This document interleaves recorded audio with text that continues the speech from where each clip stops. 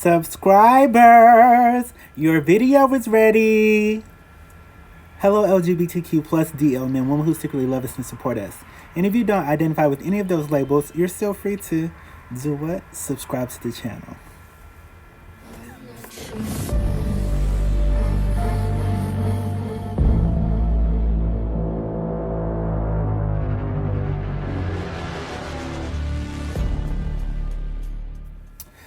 This Wednesday wellness video is,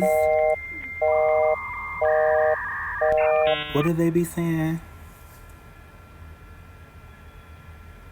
It's sponsored. You know, we gotta manifest it. We gotta manifest what we're gonna be saying. This Wednesday wellness video is sponsored by such and such. Of course, the video isn't sponsored yet, but you know, because I'm saying that, there's just kind of this knowing that is going to happen for this channel. I'm very grateful for all the comments. I'm not sure that y'all understand how great of a feeling it is to notice that you just have wonderful subscribers that leave such warm messages of like love and kind things. And even the messages that, you know, can be perceived as unkind, I still enjoy the engagement. I enjoy the idea of how some people have experienced certain things and they allow themselves to be open about it on the channel. It's great to see those things. So like I've said, if you have a comment, whether it's whether it can be perceived as positive or negative, you know, leave it. Because on this channel, we are adults and we can talk about it. We can be very open with each other and talk about these things versus just allowing it to be like, I'm right, you wrong, and it is what it is because that's what I said and because do. Anyway, let's continue on with the actual topic of this video. So I don't want this to be like a repetitive type of video. Like, I know that a lot of times when people have story times, they usually are in reference to something that they've already talked about on the channel, you know. But I think I will start with this. A lot of you know that I reference Eckhart Tolle, and he is a teacher of presence, spiritual awareness. And there was a time in my own experience when I started awakening that I received signs about the future, and I didn't know if these things were going to be true or false.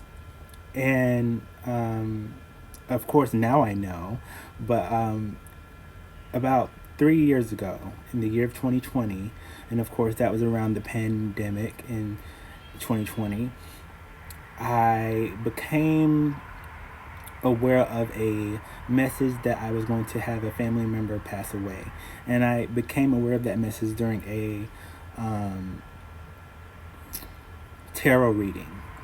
And most families who are religious, you know, they'll tell you, don't do them tarot readings, don't do those Ouija boards. And I've never really been interested in a Ouija board, but there was no like interest to do it.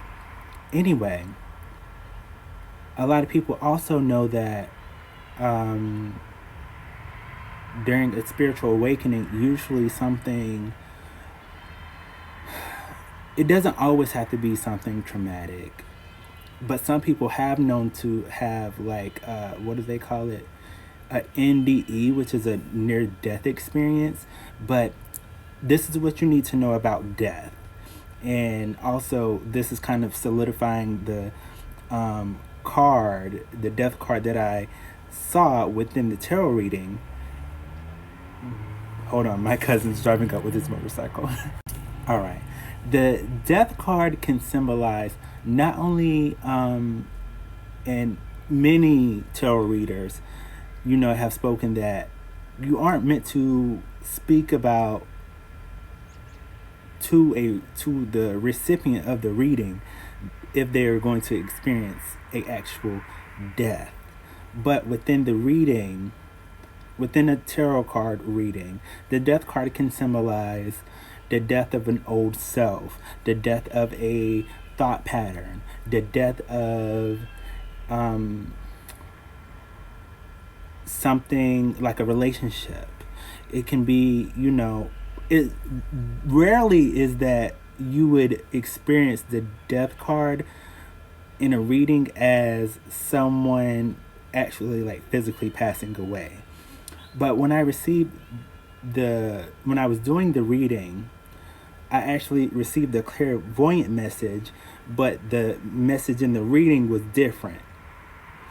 So anyway, I've spoken about it in previous videos that 3 years later, in 2023, January, I became aware that my great aunt, who had lived in New York City for quite a while, a very long time, like over 20 years, had passed away. And within that tarot reading, I had received images of a great aunt passing away. Anyway, when I told my cousin, who just was driving on his motorcycle, that these things were happening, and he kind of challenged me with some of his biblical stances on the things that I was saying from a spiritual, viewpoint. When he was challenging those things, I was thinking, he doesn't know, he's not comprehending what I'm saying. I'm not denying what he's saying about the Bible. I'm just trying to tell him that these are things that I'm aware of that I'm actually like receiving. But anyway, like I started to become verbally like non-verbal. There was like no verbal communication because there was like this awareness that sometimes when you are helping people that aren't in a vibrational match, or if they aren't at a certain level of consciousness, they can not only cause themselves karma, but they can unconsciously cause you karma. And you just, when you become awakened, you become aware of it. But you also become aware later in your journey that, I'm not going to say, not saying that it's necessary, but you become aware of how necessary it was so that you could understand the receptive end of it, and how it was what they call it. I heard the word imperative to your growth. Like you needed it so that you could understand how to grow, and so that when you were teaching others, you may be able, you are able to explain it. You're able to, give them the understanding of it. But nothing truly teaches you more than the experience of something. But anyway, I started to receive messages about my twin flame. I spoke about this too. I was reading through something. I had a nudge to flip through the Bible, and when I flipped through the Bible and I just opened it up, and then I kind of clairvoyantly received to look at a certain passage. And when I did, it wasn't speaking about infidelity per se, but it was speaking about how basically when a partner is with someone, right? And they're kind of like supposed to be with you. In a way. It's kind of how I remember it. And I received this claircognizant, but kind of sort of clairaudient message to call him. Like I just heard like call him. And so it took me maybe like, or maybe I did call him that night. Like I was just like, well, I'll call him. So I called him on the house phone because at that time I had a prepaid red iPhone 7 Plus. And so when I called, and I said, like, what's up? How you doing? And then he told me that he was just like, oh, me and my girlfriend were, we're driving around. He was on his job, I think doing DoorDash or something like that. And when I said, I was, it was kind of like, at that point, I realized, like, the messages that I was receiving were factual. They were true. So I started to, I heard gain consciousness. I started to awaken to the fact that there was somebody in the family that was passing away. And I will also say this. I have, let me see,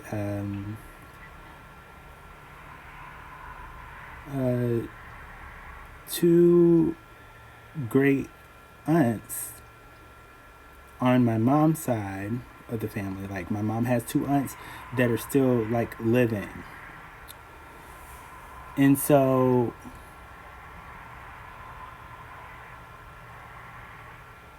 yeah, two great aunts that are still living. But at that time, it would have been three great aunts, right? Before my great aunt in New York City passed away. So I was when I called him and realized that was true. I realized that there was somebody in the family that was passing away. And because I had also heard that you don't tell people that they are going to pass away or someone is going to pass away, you don't relay that message. But there are readers that do deliver this type of information. Anyway, I need to get into the part of, like the thumbnail, what the thumbnail is talking about.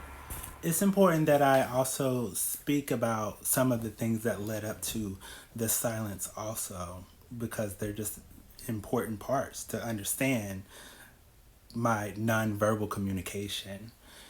Anyway, after I had been understanding that I was receiving certain angel numbers that allowed me to understand that there was actually going to be a family member that passed away, there was going to be some type of accident that occurred before there was going to be a loss of a family member. These things that I became aware of kind of put me in a fearful energy. And at that point, people's common reaction to fear is what they call it, freeze, flight, or fleeting, like to run away. And I think that I had also had been deep diving into information about spirituality. So I then became aware of Eckhart Tolle's teaching about presence. And it was one specific video that I remember, but I think that you have to sort of, without, like, you can't truly learn certain things without messing up, is what they call it, like, without getting it wrong first. Like, sometimes you have to get it wrong to get it right. And so he, within his teachings, was speaking about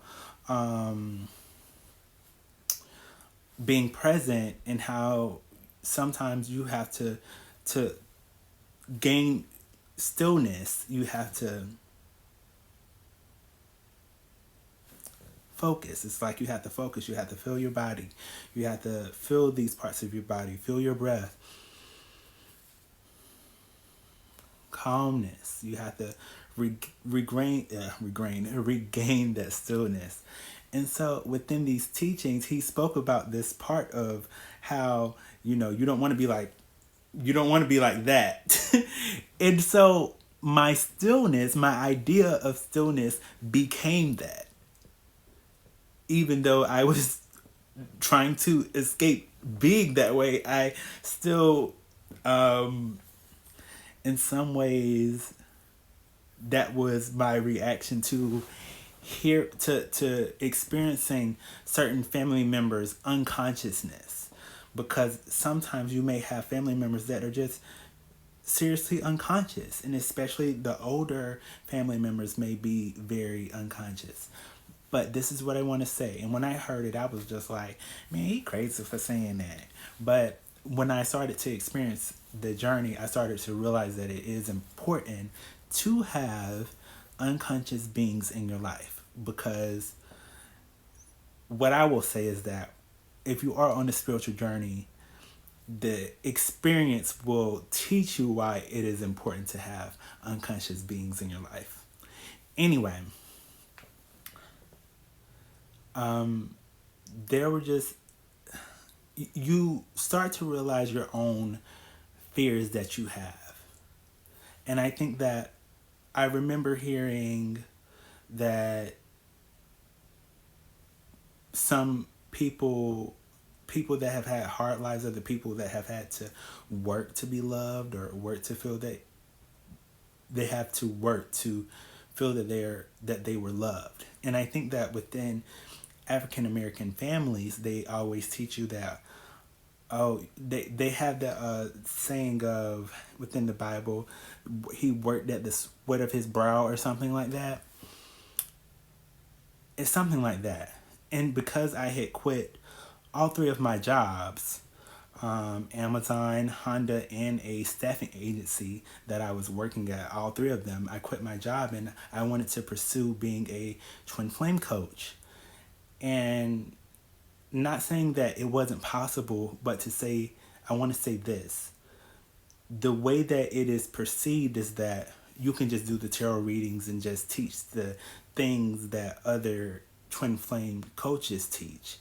And it's not to say that you can't do those things, but what I will say is that you have to have some type of spiritual experience with these journeys as a tarot reader, as a spiritualist, as a twin flame coach, as a Reiki healer. All of these things, you have to have experience to do them, to understand that if somebody comes to you with a challenging question, you have to know how to respond and how to not react. And this is the thing about fear. When you react to fear, this is what sometimes can cause those tower moments, is your reaction to things.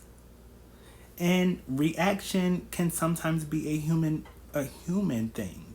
So it's not a bad thing that you react, but you have to become aware of your triggers and aware of how to be still within these experiences.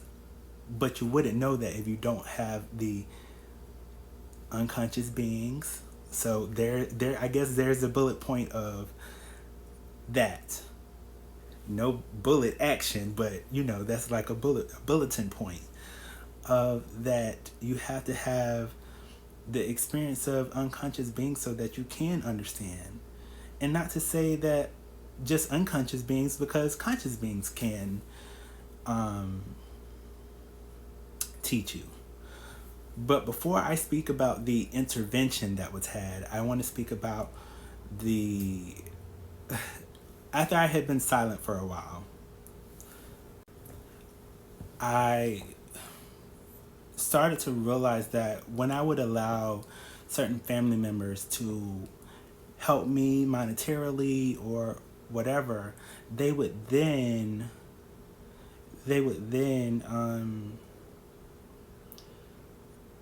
you know how you ask somebody for something and then they start being like, okay, well, where you going and what you doing? Well, don't do this and don't do that. It's kind of like when I would accept the money, then they would start to say, oh, well, you shouldn't do this and you shouldn't do that. But I was on my way to creating more abundance, right? But anyway, I was already being judged in a way for quitting my jobs. So everybody's thinking, like, you crazy. Get crazy. That's what they thinking. And, it was already that feeling of being what they call, like, I think isolation was happening, but there was also, of course, the world was experiencing, the pandemic in 2020. somewhat.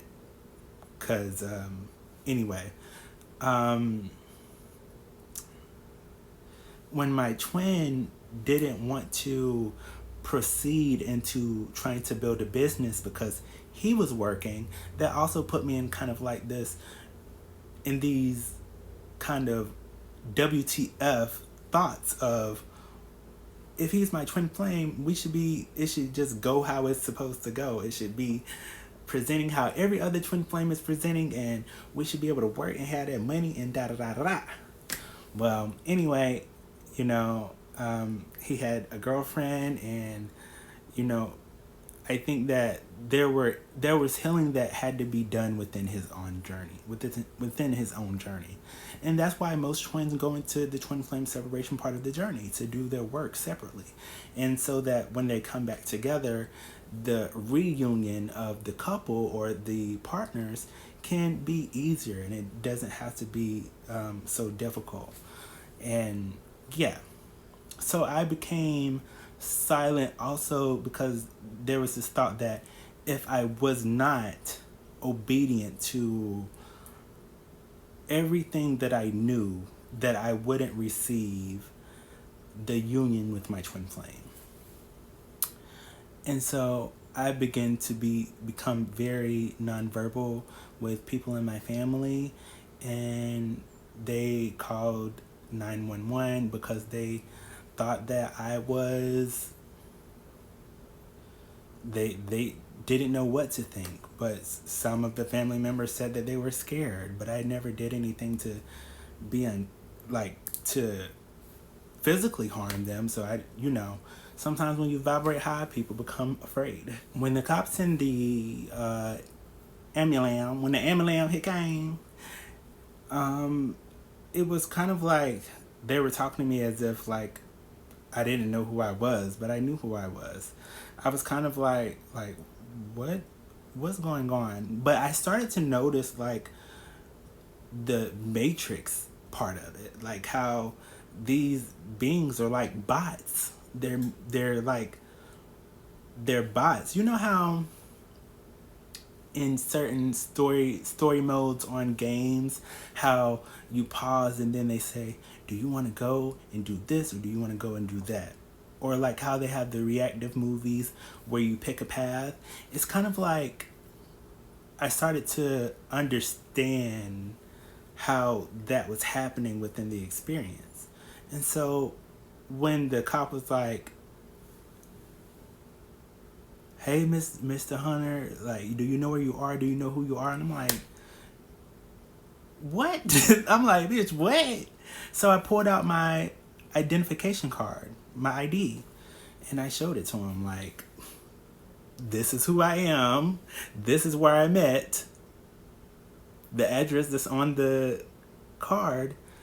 And anyway, the person, the family member that I was staying with at that time, they were telling her to, what do they call it? Do an eviction notice. So she was being led by what these people were telling her to do.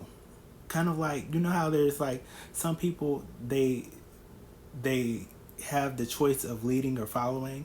And I later in my experience understood that these are things that happen these are unhealed things that were experienced in her past, and she just hasn't healed those type of things. And is sometimes, this is what I want to say, there's a difference between nice and kind. Anyway, my cousin that was there, the one that I was telling about, the family member that was dying, or not the family member that was dying, the family member that died before they died, he was there, and this was after I had told him that a family member was passing. So I thought that he would kind of be understanding, but he was kind of like, all right, that's enough now. Like, I just noticed the way the matrix was happening. I noticed, you know how, and I said this in the previous video, or maybe the video before the previous video, that Beyonce has that song, constantly aware of it all, my lonely, pressing against the walls of your word. Pray you catch me. Pray you catch me listening. I pray you catch me listening. But you know, that is about infidelity. But this is like what I'm speaking about in terms of awareness, aware of everything that is happening within the experience of what I experienced. I was aware of it. And the things that I wasn't aware of right then and there, it didn't take long to become aware of it. Anyway, while in the hospital, they tried to basically shove medication down, you know, in my mouth to basically get me to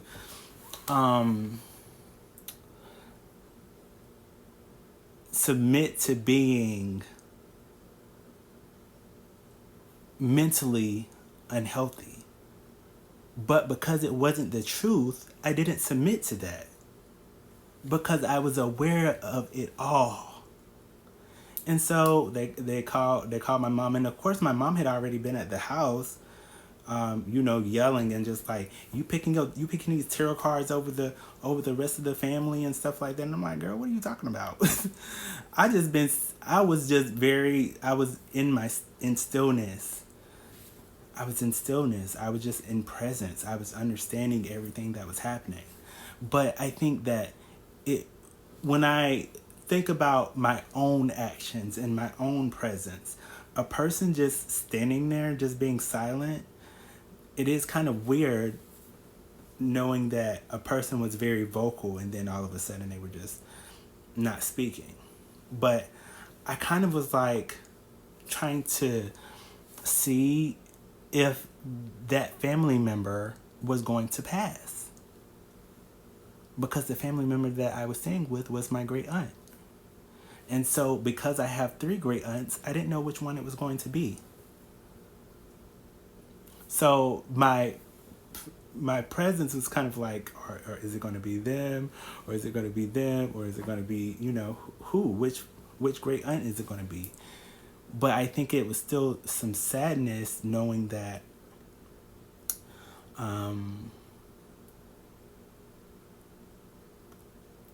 you know, it was going to be one of them. But also because of some of the things that these family members were saying out of anger for me not being vocal with them, also kind of made me not care if it was going to be them that was passing or not.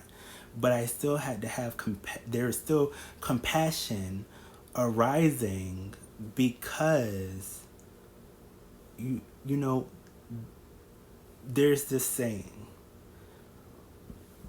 and even in Lauryn Hill's song, she said, forgive them, Father, because they know not what they're doing. But I think that's just like a common biblical thing or religious thing, you know, forgive them because they know not what they're doing. Forgive them, Father, because they know not what they're doing, right? And so you have to be compassionate towards those unconscious beings because they don't know that this is going on. But because you have the awareness, you have to arise above these maybe dark things that had occurred. I guess that's the best way to say it. Anyway, upon my release, was told, you know, my mom had came there to pick me up, and no, I didn't consume any of the medicine, you know, the pills, because they were going to try to prescribe me pills, and they were going to try to take me to a mental hospital. But I'm aware of all of these things that are happening, you know, that had happened. And anyway,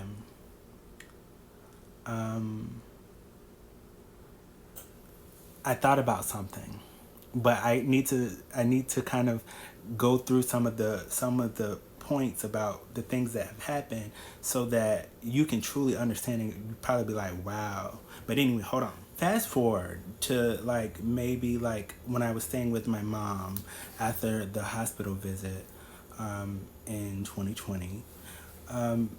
My brother that is like an older brother, but we're like basically like maybe a month apart, a month and a half apart, or a month apart. He's my dad's other son. So I have like let me see, three, five brothers. Uh,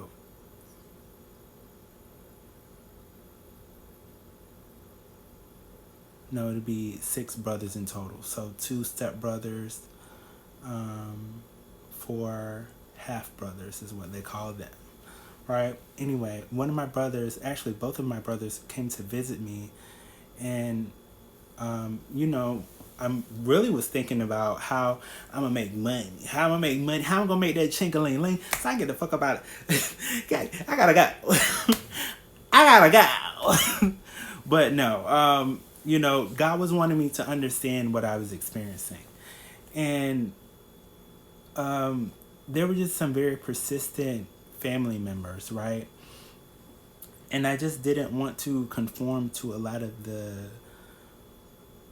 ways and ideas that they wanted me to live by. But anyway, you know, like getting unemployment and um, what they call the things like food stamps and stuff like that. I don't think that those things are bad, but I think that I was just in a different place about being in the system in that way. Like, you know, it's difficult to explain right now. I'll probably do it in another video because I want to make sure that I touch the points and stuff. I was so antisocial at that point after experiencing those things with those with family members, and you know, they were trying to basically, it was coming from a loving place. You may have heard that people love you from their level of consciousness, and they were loving me to the best of their ability.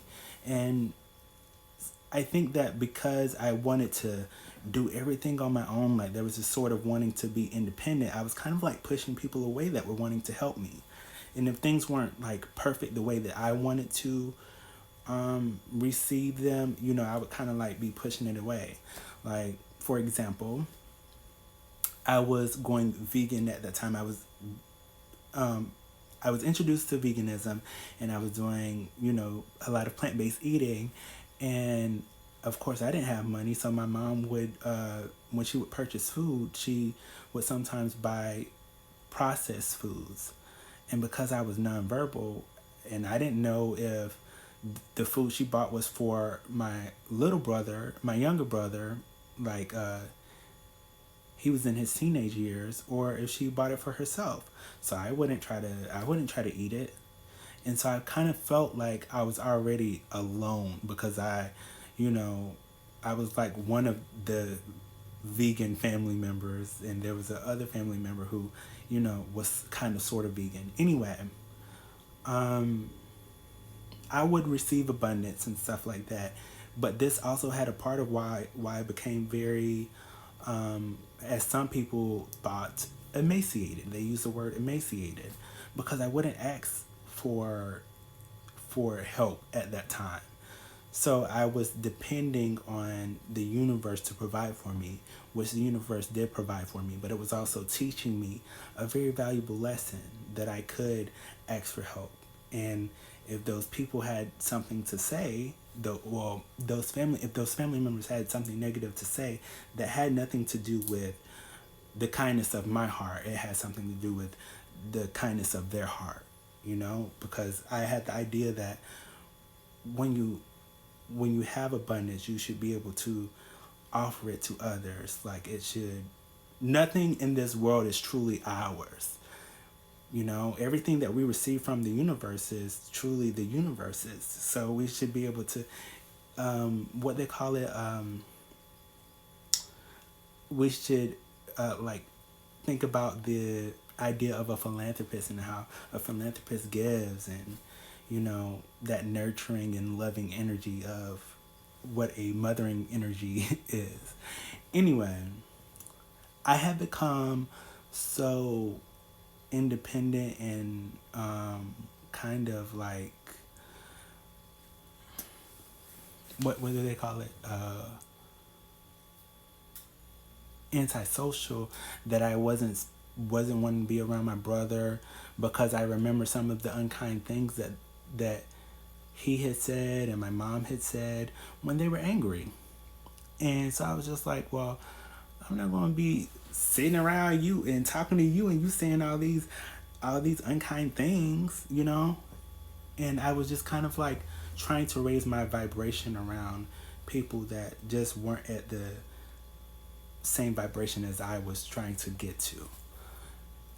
There was a time where my brother was using the bathroom, and he had got done using the bathroom, and the toilet seat had some tissue on it. It looked like a little piece of shit, and I was like, I ain't cleaning that up.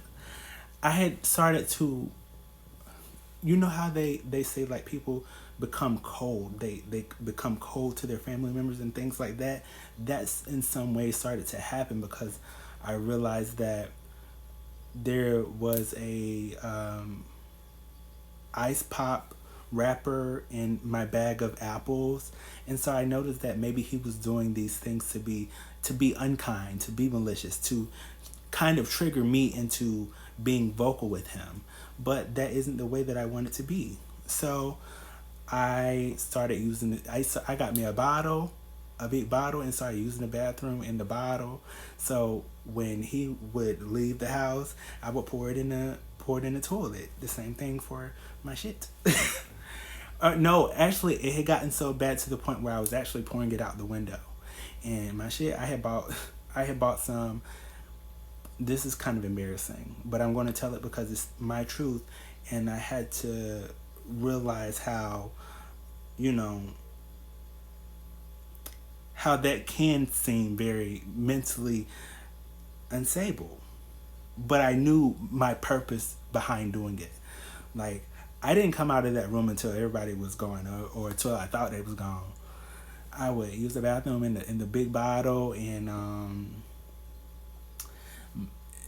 I bought some doggy bags at that time and was shitting in the doggy bags and put them in a whole big bag and take them to the trash can. Girl, it was maggots all in that trash can. But I did this sort of like to protect my own peace, but in a way it wasn't protecting me, because I had started to not be who I was meant to be. I was meant to experience those things and not only awaken myself, but help them awaken also. And with my mom, sometimes she would, it's as if I wasn't being heard. And I said, I'm probably going to say this later on, but this is what I want to say about that. Most of the family members knew that I was on the path of being vegan. And so, of course, most of them didn't know what being vegan was, but the things that they were purchasing for me just wasn't like, it was as if they knew that I was vegan and still be like, "Oh, do you want some chicken? Do you want a hamburger?" And I was kind of like, that isn't kind. But at the same time, I think that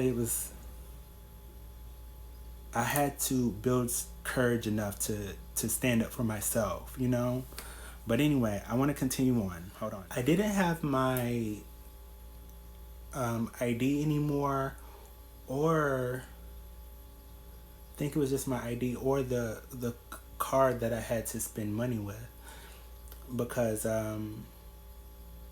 it was lost in the hospital visit in the year of 2020, like prior to moving back, staying with my mom.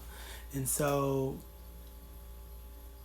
my mom was like, you need to go get a job. If you ain't got your ID, You can go to you can drive the vehicle and go to the DMV and go get your ID.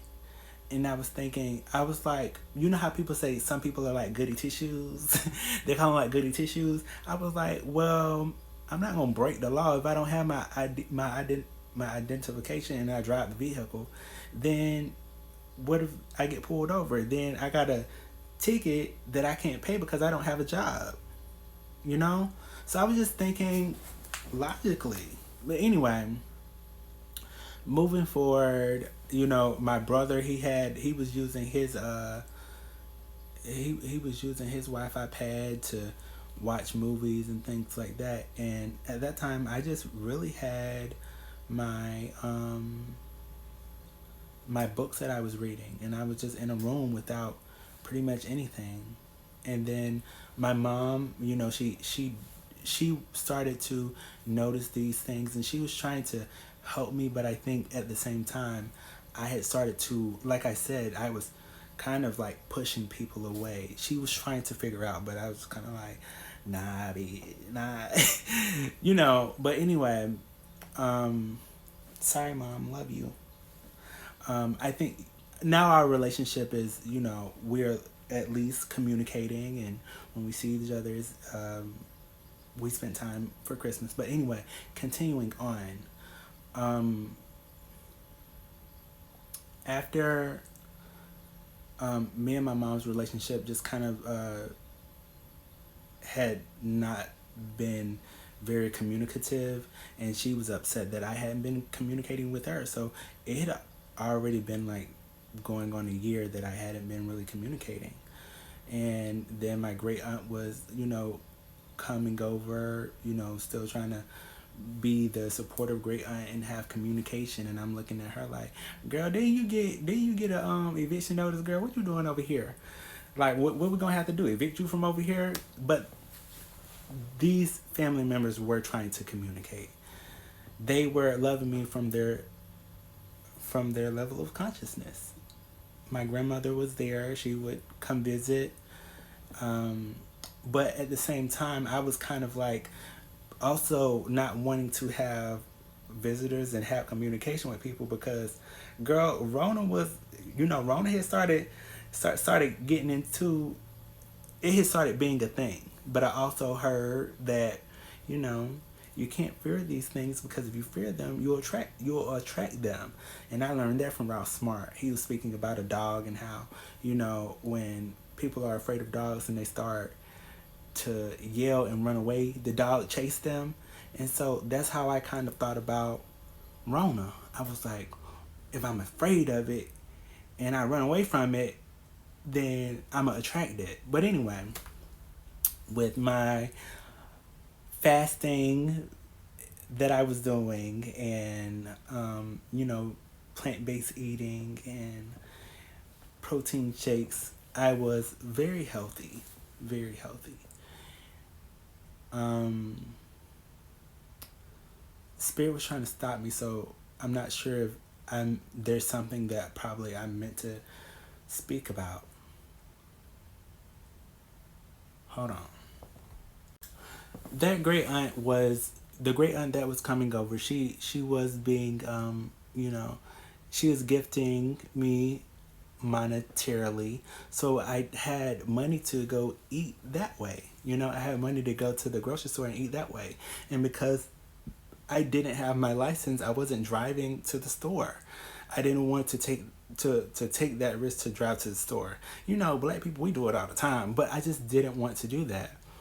And the reason that I didn't want to do that is for the same reason that I went to jail in the year of 2021, because I drove my mom's vehicle and she reported it stolen. Anyway, before that, I went to jail in the year of 2020 because my older brother, or my brother that's like the same age as me, just like a couple months older, he came to pick me up. And when I say pick me up, like he came to the house and was trying to spend time with me to see if I was going to be vocal with him. And he bought the weed out. And I'm just like, bro, I don't smoke no more. Like, so I'm looking at him like, you bringing out weed, but I don't smoke no more. I had stopped drinking. I had stopped smoking. And I got to start getting into the good parts because, anyway, I'm gonna keep moving on. When I got back to when my brother was dropping me back off to the my mom's house, I didn't have my key to get in the house because I had left it inside of the house. That's why I wasn't trying to go that way because I didn't want to leave my keys in the house. Left them in the house. So anyway, child, when I noticed that and I didn't know what time it was, I said, well, I try to walk to my twin flame house. Child, it's about late in the morning, and then I would have had to walk like a 30-minute drive. Probably a 40-minute drive by vehicle. I was trying to walk it. And so when I stopped to take a rest, and the reason that I was going to, try to stay with my twin flame is because he's my twin flame. He's my counterpart. So I'm thinking maybe I have done wrong by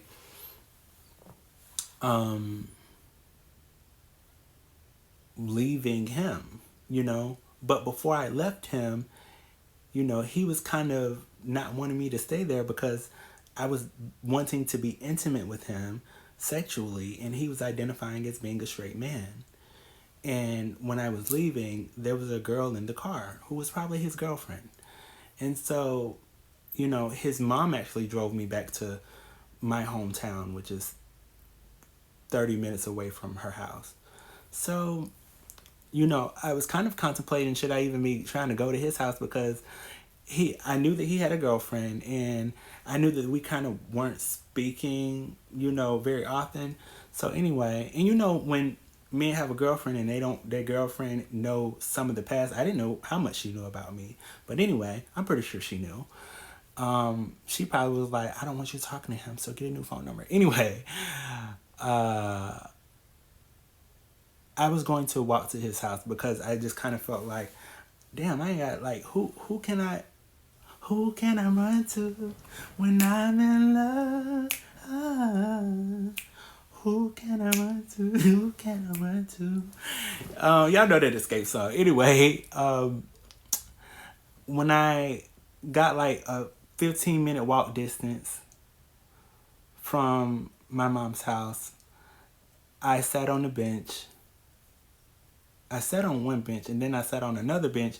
And when I sat on the other bench, the officer pulled up, and because I was nonverbal, I didn't even communicate nothing with him. I didn't have my ID on me. I didn't have a phone on me. I didn't have any type of thing to say who I was. So the bench that I sat on was it was like on a private property, I guess. Not a private property, but as like no trespassing. But I didn't see a no trespassing sign. But anyway, because I'm sure if I had seen a no trespassing sign, I wouldn't have sat like there, But anyway, child, they had locked me up for that. And when I had went to jail, now I'm looking like John Doe. They named me John Doe that night, and there was a guy there that had posted my picture on Facebook. And I'm like, what the hell are you doing that for? And it's because I wasn't speaking. When I was in jail, I had been fasting for so long that during probably the 2 weeks that I was in jail, I hadn't eaten in the jail. But I was so used to fasting that it just kind of was just like, well, I guess this is life. If I die in the jail, then that's what's just going to happen. That's what started to happen with my thoughts. But I want to say this about fasting. Many people know that I know from Dr. Sebi's teachings that you can fast for like 3 months with just drinking water and be okay. And so, anyway, because I just pretty much was just laying down in the bed and fasting, I was just relying on what I was receiving from the divine, but at the same time, without a phone, I couldn't research any angel numbers and things like that. So at this point, I am just relying on my clairs, like clairaudience, clairsentience, claircognizance, all of the clair senses, clairvoyance. And so after that,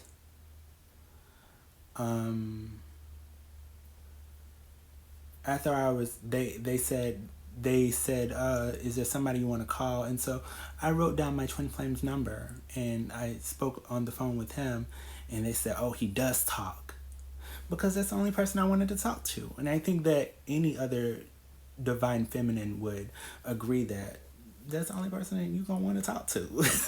So after that, I was kind of like, he was just like, well, I'll call somebody for you. I'm just like, damn, nigga, you can't even come and help me out. But at the same time, like, I didn't know if it was how much money it was going to cost the come get me. But anyway, he called my best friend, who he knew was my best friend, right? And so she came. Well, actually, I had already walked from the jail to sit on the bench at the hospital, or I was walking in that area, because I was just like, well, I don't know where I'm gonna go. I guess I'm just alone. I guess I'm just alone. I'm gonna have to thug it out. I guess I was thinking that I just didn't have anybody. That's the way my thoughts were. And so, because this is the thing, a lot of people speak about how lonely it is on this spiritual journey. Anyway, continuing on, my best friend at that time and my other best friend, who was a cop, they pulled up to the hospital. And so we were having like very little conversation. And because I had spoke at the jail, so the jailhouse, or whatever you want to call it, I had started being, just more communicative. And so when we got back to her house, I had already received a message saying that, when you have sometimes your friends, or it was like a message that said friends turn to frenemies or something like that. And when they were having like the intervention, when we were talking, she said, oh, I just didn't think it would she said I didn't think it would be this close to home, like something like this would happen so close to home. And the way that she said it was kind of like, it made me feel a way. And many people that know, if you're a chosen being, when you say things like that, your ancestors be on it. They be on it. They be ready to defend you. But I was very sensitive to the judgment that people were saying about me, because I wanted them to understand, not judge me, but understand what I was experiencing. But at the same time, how can they understand if I'm not being vocal about the things that are happening? But it's just like, I was like, well, I'm understanding how y'all are, and y'all ain't really talking about y'all inner stuff. But anyway, with my cop friend, and I was doing readings for him, and some of the things that, well, not some of the things, but the readings that I was giving him, he was agreeing to the things that I was saying was happening within his experience as a cop and things like that, and how he there was some type of a rise in where he was, a rise in ranking, and he let me know that was something that he was experiencing. He was becoming a lieutenant. But anyway, to move forward, I end up coming back to my aunt's house, this house, but it was kind of rearranged differently. There wasn't water in the house. Um, the central heat and air was on the outside, whatever that thing is called. It was kind of messed up. And when I started staying here, I just kind of like just wanted to be to myself and just experience myself, you know. And I was just like, I have to be with my twin flame because that's what we gotta do. I was like, we gonna make this twin flame coaching business work, and that's what it's gonna be. That's how I'm gonna have my money. All right, so I understand my ancestors are trying to tell me that my video is almost like too long to be saved on this phone, because a lot of you are aware that when I got a new phone, it just wasn't enough gigabytes or megabytes or whatever you would want to call it to have like very, very long form content without having to delete apps and things like that. Like I'm used to having like a 128 gig phone or something like that to be able to record like longer videos, but this phone, it is like one of this, I think it's the 64 gigabyte phone or whatever of memory on the phone. And so because of that, we're going to end the video at this part, and then I'll release a part 2. So for this video, we're ending at the part where I came back to this house that we're currently in, and this is before I went to jail in the year of 2021. So we will have that story time coming next. And so until we speak in part 2, toodaloo, I love you. No, toodaloo, go to part 2.